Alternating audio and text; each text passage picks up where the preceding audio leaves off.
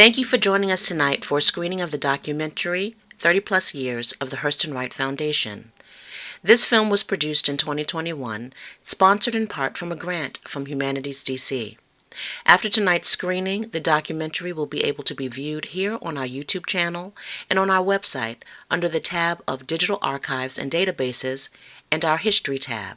We believe that it is important to continue to document the impact and history of our organization and the narratives of Black writers. To that end, we will preface the screening with excerpts from multimedia projects produced by youth participants in our inaugural DC Youth Writers Oral History program that debuted this past summer on the campus of Howard University. During this program, youth participants interviewed more than half dozen Black writers based in the D.C. area to share their experiences and thoughts of being a writer in the nation's capital. These projects will be available to view in their entirety in November on our website and here on our YouTube channel. Please subscribe today to our YouTube channel and our newsletter to learn when they will become available. Tonight's event is part of our Legacy Awards Celebration Week. The Hurston-Wright Legacy Awards program honors Black writers in the United States and around the globe for literary achievement. Introduced in 2001, the Legacy Award is the first national award presented to Black writers by a national organization of Black writers. The Legacy Award is awarded to published book authors in the categories of fiction, debut fiction, speculative fiction, historical nonfiction, memoir nonfiction, and poetry. This year's award show is hosted by acclaimed writers Damon Young and Panama Jackson and takes place this Thursday, October 26, 2023, at the historic Lincoln Theater in Washington, D.C. Tickets are still on sale. Learn more at hurstonwright.org. Thank you for being part of our Hurston-Wright Foundation community.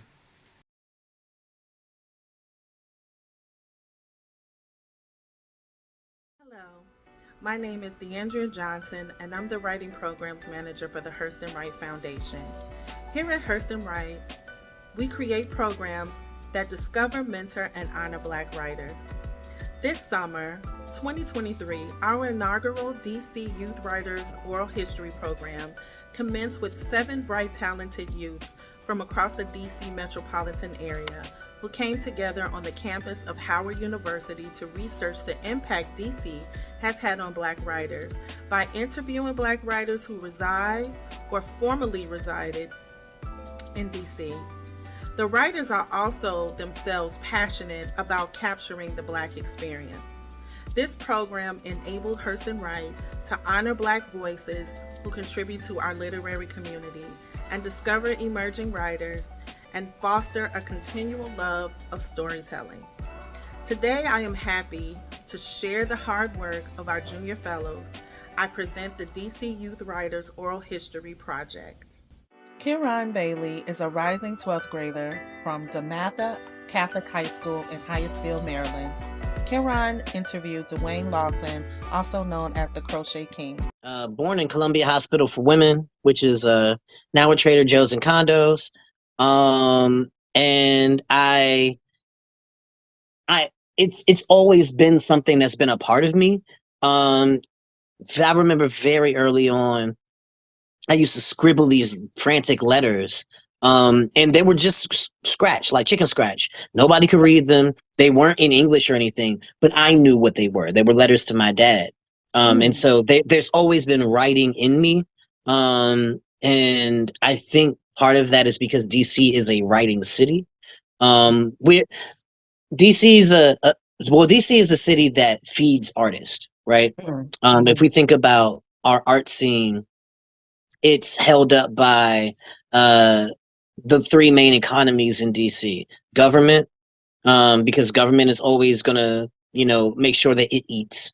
Then you have hospitalities, because people are traveling from all over the world to do business here, and they need a place to stay. They need food. So those 2 economies will always live.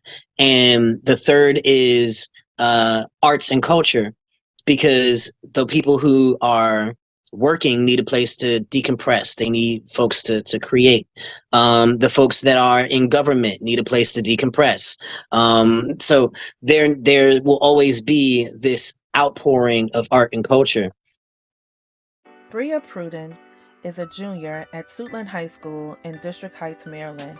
She interviewed Brianna Thomas and Laini Mataka. Hear her experience in her own words.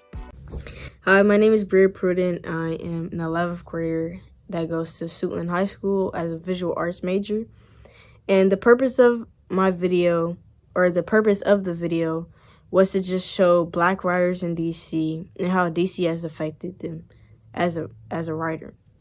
And to make it unique to me, I just wanted to show people's experiences being a Black writer in DC, how it's different from other places they've been. I also wanted to just get an inside look of how they think people perceive them as a Black writer. How growing up in DC, or how living in DC for majority of their life has affected them. I just wanted to get personal into why they create and why they started creating, and if, our culture had anything to do with it, which a lot of them did. And so throughout the week, I learned a variety of things. I learned how to edit. I learned how to interview people. I was able to have some great conversations with my instructor and my peers about things going on in this world and how it pertains to Black writing and why writing is so important. I was able to meet some great people. I had some amazing instructors that taught me a lot when it comes to how to be a better writer, how to be a better journalist. And I learned a lot from the writers that I interviewed.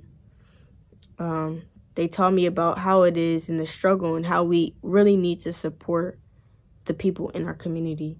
So the week was amazing. I met and made some connections with some very great people.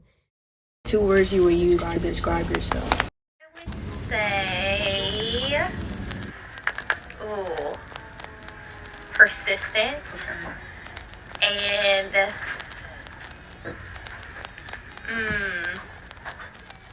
I'd say persistent and joyful. Persistent one being because I'm a very dedicated person. Okay. If I commit to something, someone, or a task, I like to see it through no matter what trials or hardships come. I say joyful because I believe that happiness is a choice. You're always going to have something go wrong, but if you choose joy, you get that extra motivation and strength to keep going. So. In 91 or 92, probably 92. Okay. 92. Because DC was always the better part of Baltimore. Delicate and vicious. I bounce back and forth between the two. When people ask me to read, sometimes when they introduce me, they'll go on, all right, this is Laini Mataka, here come the fire. And then I realized one day, I was like, I don't feel like the fire today. I wanted to read a poem just about how I was looking out the window and how this bird made me feel. But that's kind of not like what people want from me. They want me to punch something, to hurt something. So I'm struggling half the time between that and a tenderness of feeling that's almost destructive to me. Zuri Kenyatte is a 10th grader from Duke Ellington School of Arts in Washington, D.C. Zuri interviewed Brian Gilmore. How has Washington, D.C. inspired my writing? Essentially, Washington, D.C. is one of the big keys to my writing. It is what I write about, and it is who I am. I was born and raised here, and I came up at a special time in the city's history when it was known as Chocolate City. I was born in the 60s.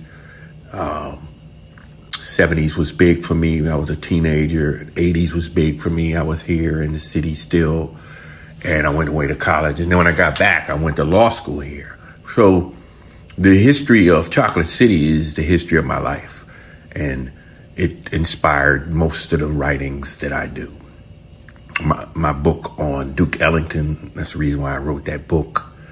My third book, We Didn't Know Any Gangsters, is all about growing up in DC and the great history here in the city. And then my latest book, Come See About Me, Marvin, on Wayne State University Press, is kind of an ode to Marvin Gaye, even though it's really about my experiences in the Midwest. And of course, Marvin Gaye is from Washington, D.C., like myself. And Marvin Gaye went to the Midwest and became a big star in Motown. And me, I left D.C. to go to the Midwest and took a job out there and got involved in the poetry scene out there. So I felt like he and I were on a similar journey. In fact, made that connection, and that inspired me to write the book. So Washington, D.C. is one of the largest inspirations for my writing. My family as well, my friends and things like that. But all of that is connected to the city, and especially this period in D.C. that will be forever known as the Chocolate City period. Thank you. Layla Noggles is an 11th grader from Girls Global Academy in Washington, D.C. Layla interviewed Taylor Johnson. Hello, my name is Layla Noggles, and I'd like to thank you for watching this interview. Today's interview will be about Taylor Johnson, and this would not have been possible without the Hurston Writing Program at Howard University. They were able to help me to improve my skills on becoming a writer, and I was able to really improve on writing skills that can help me just with my poetry, becoming an author, journalism, writing. It just overall helped me out with improving my writing skills. So thank you. Okay, without further ado, I'd like to introduce you to my interview. Okay, my name is Leo.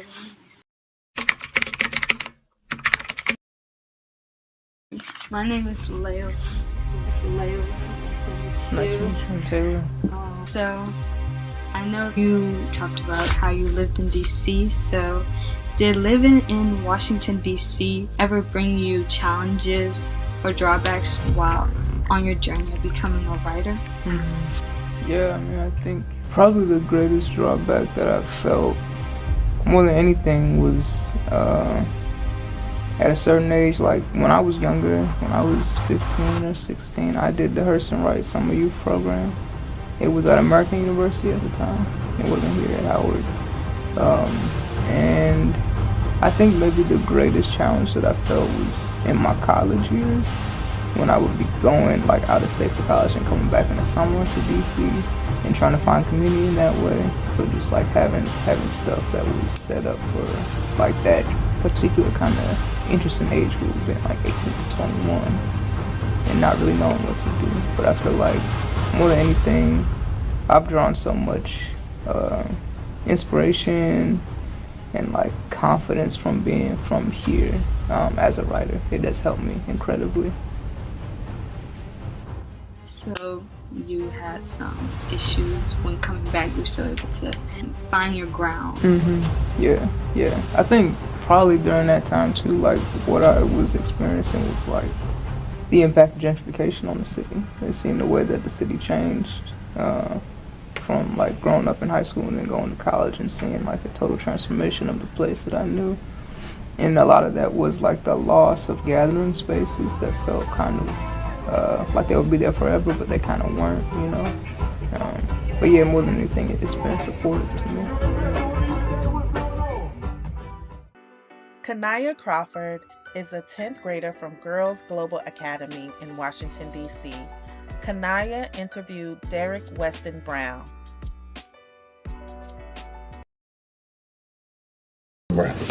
How are you? I'm Kanaya. I will be the person interviewing you today. It's very nice to meet you. Nice to meet you too. I'm doing well.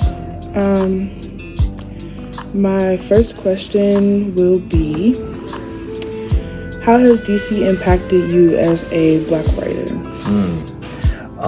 Well, I'm from North Carolina originally, Charlotte, and DC has impacted me as a black writer because I came here on purpose because I had heard about the impact of DC on several black writers that I admired and followed.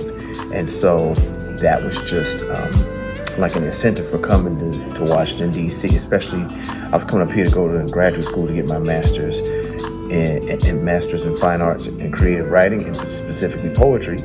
But one of my professors said, when you're in the city, don't just rely on the university to teach you everything you want to know. He said, DC is a great city. He said, you'll get another part of your education here in DC. And so in Charlotte, I was involved in the spoken word community and poetry communities. When I moved up here, I found like every day of the week, Monday, like Sunday through, Sunday, Monday, Tuesday, Wednesday, Thursday, Friday, Saturday, there was a reading or a venue where you could go and read. So in the times where I was taking my classes at American University, I was going out to various open mics around the city. And through that, that's where I met a lot of the community and my friends. And through that, they kind of connected me to older writers who connected me to writing retreats for black poets like Kaveh Khanum, or even workshops in the city by like prominent writers like Ernesto Mercer and Brandon Johnson and Joel Diaz-Porter, also known as DJ Renegade. And there were just so many places where you could go. And then Howard being up the street, which a lot of, pre-Harlem Renaissance poets went here or lived in the area. So it was like, how could I not come to DC as a black writer and not, get that experience? Ikram Yusuf is a 12th grader from Girls Global Academy in Washington, D.C. She interviewed Dynasta Cayenne Thomas, Dwayne Lawson Brown, and Derek Weston Brown.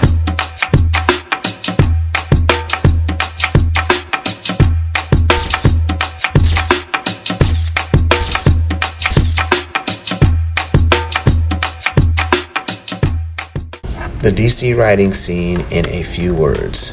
I would need an entire book to be able to describe DC's writing scene. Multi-generational, colorful, fractured, unique. Like, there's so much happening.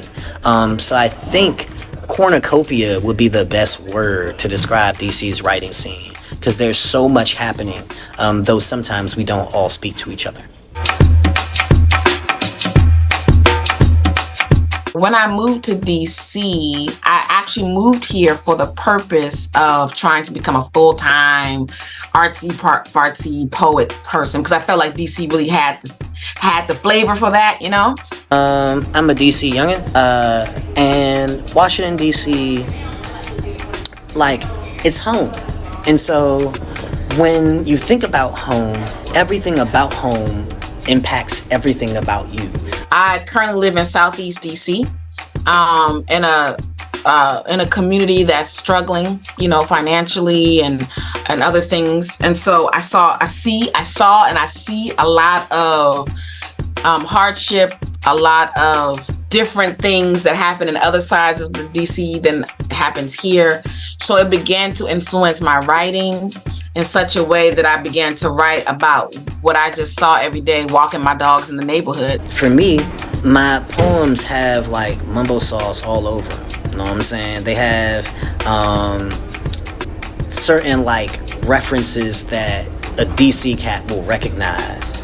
I grew up in North Carolina, Charlotte, and so I moved up there specifically because I heard about really the rich writing history and historical history of DC, especially as a place for black writers. And I talked to some writers who either went to school here at Howard or lived here, and the most influential writer was E. Ethelbert Miller. He worked here at Howard, and I read his memoir called Fathering Words, and he talked about his experience coming from New York to DC to Howard in the 60s and into the 70s, and how he kind of got embedded into the culture that was DC and all the legendary writers that he learned from at Howard, because DC is a really well-read city, and so all the legendary names that I heard from like Langston Hughes or Sterling Brown, and then the Black Arts Movement poets like Laini Mataka or Nikki Giovanni or Sonia Sanchez. I was really just like, wow, all of that is here. Aoife Teller Swan is a homeschooled 12th grader from College Park, Maryland. Aoife interviewed Darlene Taylor. My home is the nation's capital. It is a place of history, of American history, of Black history, of many histories of people moving through places and sharing ideas and thinking about the world. I grew up in the 60s, so I grew up at a time when DC was the site of some major speeches and activities to support human rights.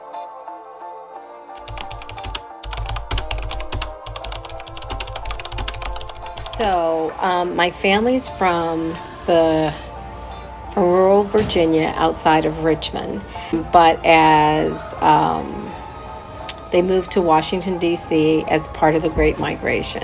In 1960, I was born in 60, so I came, they moved to D.C. They brought me with them. My older brother came later. And so D.C.'s home for me. Is where I learned to walk, is where I first went to school, where the neighborhoods I walked through. The Chesapeake for me is, it is kind of a place of writing, rest, and friendship.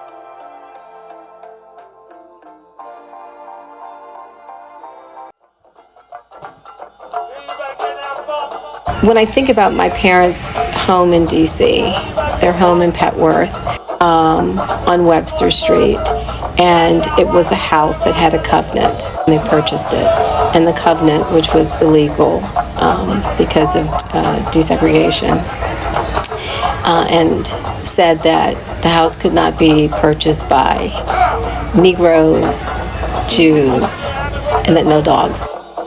It was a Black neighborhood, a very solid, strong Black community of people who cared for each other. When my parents moved to the city, and I was the only girl, and when I was walking to school, just like when I started school and I needed to walk to school, my mom was working, so she couldn't quite get me there. So she was trying to figure out, and Dad, of course, was working. He couldn't get me there, so we were trying to figure out how to do it. I knocked on the neighbor's door, and they had daughters, and I walked to school with their daughters. And I grew up thinking those daughters next door were my sisters because we were just so close. Mom was making the biscuits and Dad was frying the fish. You know, we could go to neighbors, just knock on the door like, hey, we need got a cup of Crisco or something. But there was this incredible rich community that I definitely feel the change. I definitely feel a shift. And I feel that as my parents have both passed now, and kind of that community around them, because most of those people that were friends of theirs that I grew up around, they're gone. They're no longer here. For some of them, their children took over the homes. My brother lives in one of the homes that we had in Petworth, and that's beautiful for me to see, because I see some of the places that were really meaningful. They're gone now. They've been torn down, and what's put into place is some multi-floored building. I don't know what it's like inside, but I imagine that the space is very small.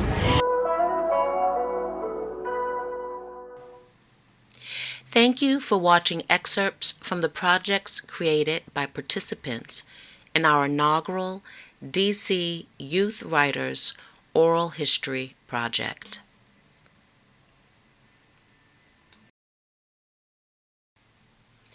Please subscribe to our YouTube channel and our e-letter to learn when the full projects will be uploaded to our website and YouTube channel.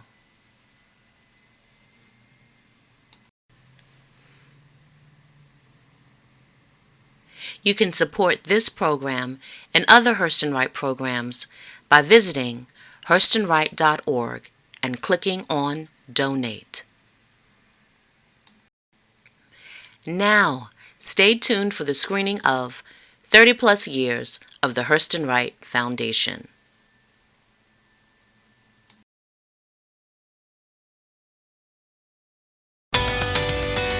The literature in this country was limited, very limited, like everything else in this country. There was a struggle. You could count on one hand the number of writers who were getting top billing on New York Times bestseller lists.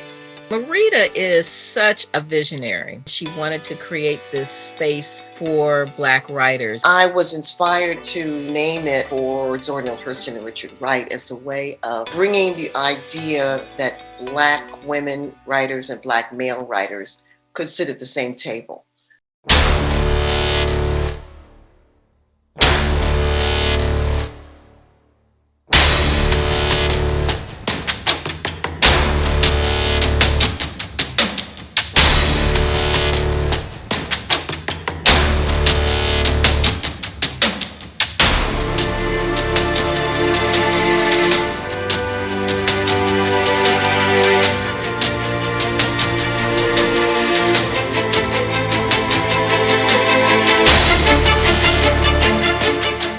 The Hurston Wright Foundation was founded in 1990. It ensured that African American literature would continue to maintain its rightful place in the American literary canon.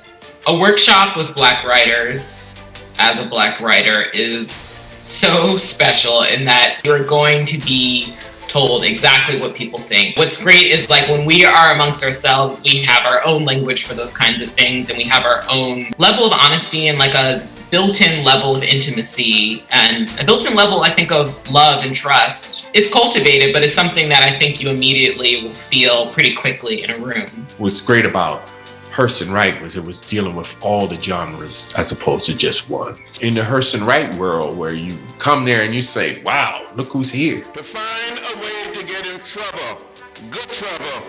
You see these fiction writers and these poets and these journalists all there, all at once. The first award that we had under the Zora Neale Hurston-Richard Wright Foundation was an award for college writers. Not just bringing in any college students, what was important was bringing in Black college students. You are an aspiring young writer. You finish college, you got your MFA, and you're ready to go, and you write your book. But you don't have mentors that know how to write, how to even present your work to the publishing industry. To get a no, to get turned down, you got to know how to do that. We actually conducted a workshop on the business of publishing. We did it at Howard University in the School of Business, and we brought in major players, Black players around the country to talk about the business of publishing. I remember bringing in Haki Madhubuti. We brought distributors in. We tried our best to provide culturally sensitive services and guidance to Black writers at almost every step of their development.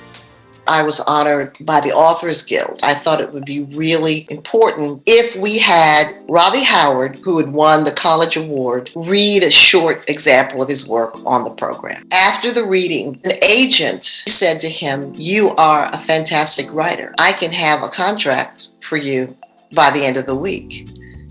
And she did.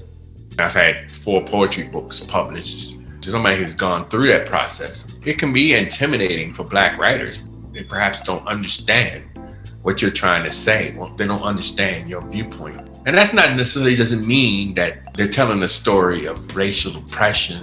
They're just telling the story of an aspect of life on Earth that is different from the dominant narrative that we hear so much. The task of the Black writers to be honest with themselves in these stories they tell, no matter what. It's interesting to listen to writers whose white editors and white publishers have told them to dial things back, or could you just have the character be a little bit more this way or a little more that way. Black folks, as the audience, are trained to expect a certain kind of portrayal. So that when we finally see truly authentic characters, that we are complex, that we aren't perfect, But we also aren't stereotypes and we aren't tropes. It is a real, true genius and true brilliance when people are able to give you more dimension. Just to get a chance to talk to a writer, for young Black writers, it's a pretty amazing thing. Just to have that kind of sisterhood, brotherhood thing was so important. Marita placed confidence in me over the years, her and Clyde. Every time I would see them doing an event, it would just be, this is so cool. This is like my literary parents here, because they had created this environment for writers to work on their trade, to get feedback, to get to know other writers, get to know books, and try things out. I thought about how important Hurston was for me as a role model for how to live my life as a writer. She wrote fiction, she wrote nonfiction, she wrote short stories, she wrote screenplays. And she did that in part because she was actually trying to live as a writer. And so I found myself, as I developed my career, really being inspired by her in many ways, and really telling younger writers that they should try to write absolutely everything. I did Hurston-Wright's summer week in summer 2016. I was in the fiction group, which was led by Elizabeth Nunez, who is a beautiful novelist who works as a professor at Hunter College. It was really her endorsement of Hunter and of going back to school to study writing that really encouraged me to apply. And Hunter College is where I went and got my MFA, and she wrote my recommendation letter. So, without her, who knows where I would have been. I owe her big for that one, I really do. Before I start, I just want to say thank you to the Hurston-Wright Foundation for inviting me here. It's an honor to be here. Thank you to the Richard Wright School, for allowing me to be in this space. One of the things that changed my father's life was an aunt gave him a book, a Richard Wright book. She gave him Black Boy. And that was something that changed my dad's course of life. And, for Richard Wright, what he did in his time was bold. No one was writing about themselves in that way, about their history, about racism, about poverty, about anger, about violence in that way at that time. Sometimes we feel like a little old me, but yes, you know what I mean? And even the relationship between Richard Wright and Ralph Ellison was instrumental, in his development and growth. And, you need someone to mentor you or to give you that strength or give you that confidence to go out there and tell your story.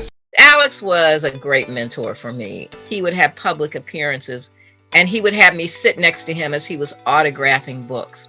And I watched the way that he handled his fame. He was gracious to everybody. He took time to talk to them, to hear their stories. I learned so much from him. That good writing is rewriting. He used green ink when he edited. I use purple ink, but I think about him when I do that. And that the writing is, is really solitary and really takes your concentration. I used to facilitate workshops. Marita basically told me to let them express themselves. In the evening, Hurston-Wright would have these readings of faculty and readings from the members who were in the workshops, and that just made it special to see your students get up and read the work that you have been working on during the week. My publishing company, Doubleday, became a very prominent supporter of the Legacy Award, a very prominent supporter of giving scholarships so that Black writers could attend our workshops. And the foundation offered them a way to actually, literally and figuratively, invest in the growth of that talent. When we got the Legacy Award, that was really breakthrough. There was no award in the country for published Black writers by Black people. Over $250,000 we awarded to Black writers in a 4 or 5 year period. Writers, Black millennials, young people these days, we are so lucky to be following up with people who have really paved the way and broke down a ton of barriers for us. Part of me, has a little bit of melancholy around it because particularly since the summer and George Floyd and that protest. In 1968, when the riots happened after Martin Luther King was assassinated, the newsrooms realized they didn't really have anybody Black the realization that really there were not people in the newsroom and that they were misinterpreting what was going on. It's dark that the state kills Black people, and then as a result, some Black people get to have a good career. It is 50 years later, literally 50 years later, and the same conversations are happening. The publishing industry is pretty much like every other institution in America.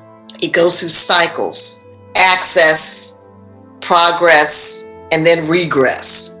So that in the 30 years of the foundation's life, we've had a tremendous effect in terms of creating opportunities for Black writers. We've created opportunities for the publishing industry to support and create the next generation of Black writers. That very first year to have been among the writers whose books were nominated, there was so much magic in the room. The next generation of writers who were sitting at the table with us, people like DeAndrea Johnson, who's done just great things. To see the people who've been nurtured through Hurston-Wright and the writers who have been affirmed and the veteran writers who were already established but who have been celebrated as a result. It's so important for this organization to continue and to keep identifying the talent and to keep identifying the stories that might be overlooked by others, but more and more because they are honored by Hurston-Wright, they can't be ignored. What you get in supporting Hurston-Wright is you get to support Black writers really exploring their voice and getting to know themselves. And that can only benefit, the writing culture as a whole. Is when you have writers that are fully formed, that are confident, that are that know what they want to talk about and know what's important to them, and have gotten to explore that in a space. It's only going to make the work stronger and make sort of the writing culture stronger as a whole. And you'll have better books to read. There is so much exciting contemporary Black writing, fiction writing that happens. And Hurston-Wright, I think, puts a really strong emphasis on contemporary writers that are working right now. It's so important for the publishers and the editors, people in the publishing industry, to see that there's not just that one person who gets pitched to them every 6 months, but there is an entire universe of really talented people with unique voices and who are really, really great writers. I always tell people that I would rather win a Hurston-Wright than win a Pulitzer or a Nobel or a National Book Award. I've always written for my community and my people, and that's who I will continue to write for. And our story has not been told. We have to tell our story. We are not broken people. We have broken stories. And we can heal ourselves with our story.